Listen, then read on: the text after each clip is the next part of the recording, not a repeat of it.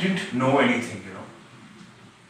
Sandra was the first one to tell us that Esther had wanted to do something. She wanted to hurt herself. Lies. Lies, my God.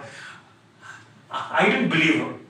No, I didn't. You know, she stood right in front of her living room and said all those things. And just when we came back from the autopsy room.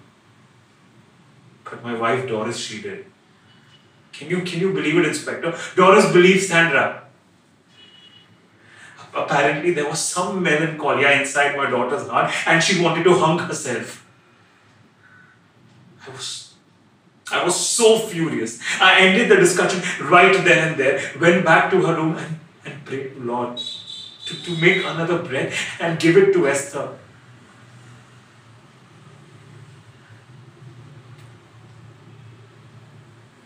I'm telling you all this because you're listening. And believe me, I can see that. You know, in all these years, I have not confessed this to anyone else.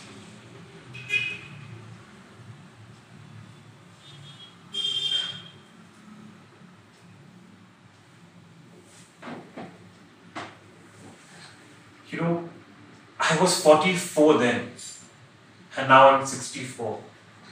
An experienced man, the owner of this little house with a nice yard.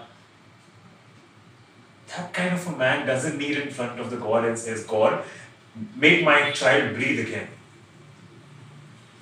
Even the walls laughed. Nothing could tear me away from my childlike innocence.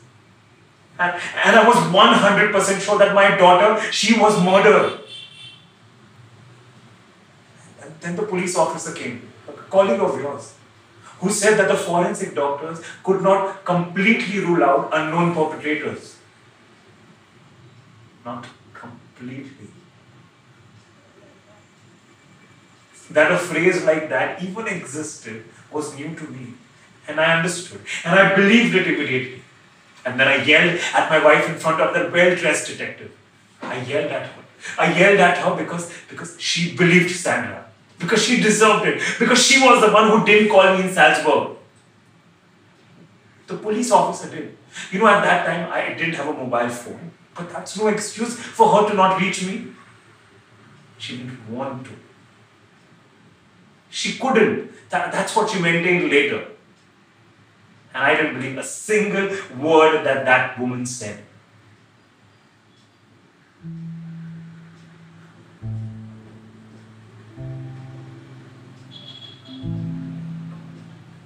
You know, unknown perpetrators means that there was someone and that person had a rope.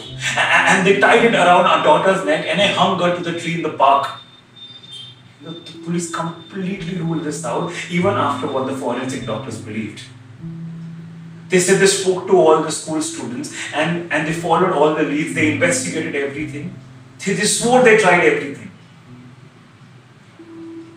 Isn't it right?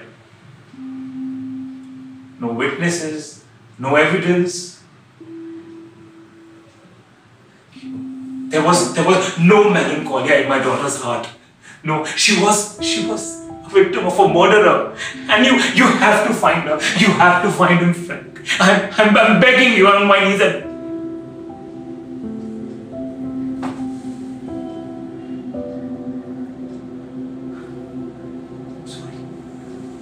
Sorry.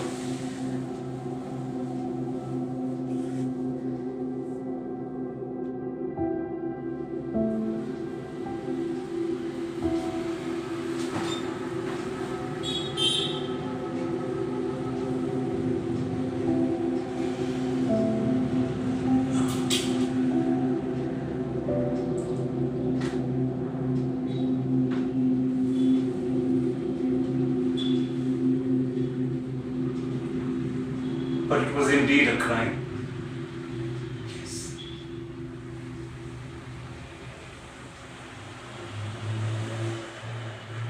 May I? I'll me. Thank you.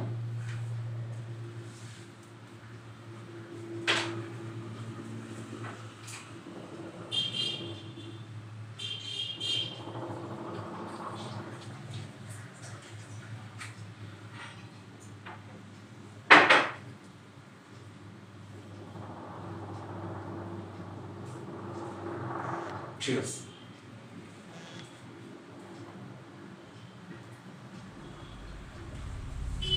Noble drops.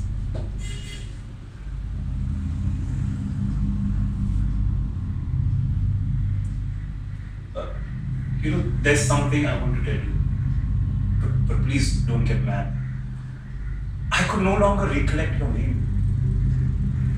I racked my brains, but I had so many files, so many papers, documents, newspaper articles, a diary from my wife. But your name was nowhere to be found. And then I saw this film, Anne Frank in Amsterdam, and it clicked. It occurred to me that yours was spelled with a CK. And then I called information, and then everything went smoothly from there.